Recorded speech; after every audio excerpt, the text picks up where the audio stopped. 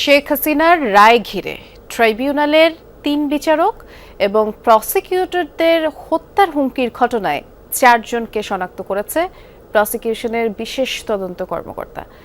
এর মধ্যে ভোলা থেকে একজনকে গ্রেফতারও করা হয়েছে।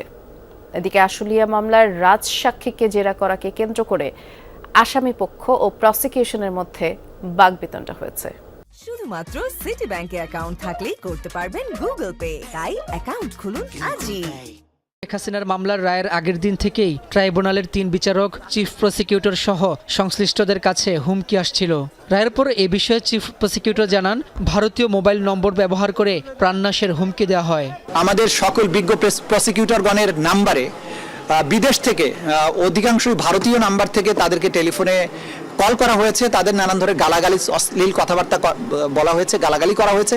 ঘটনার তদন্তে নামেন প্রসিকিউশনের বিশেষ তদন্ত কর্মকর্তা তানভীর হাসান জোহা। তথ্যপ্রযুক্তি ব্যবহার করে হুমকির সাথে জড়িত ৪ জনকে শনাক্ত করা হয়, যাদের মধ্যে ভোলা থেকে একজনকে গ্রেপ্তার করেছে আইন শৃঙ্খলা বাহিনী। বিদেশি সেজে আমাদেরকে হুমকি দিচ্ছিল। আমরা এই টোটাল গ্রুপের মধ্যে মূল যিনি অ্যাডমিন তাকে আমরা শনাক্ত করতে সক্ষম হয়েছি।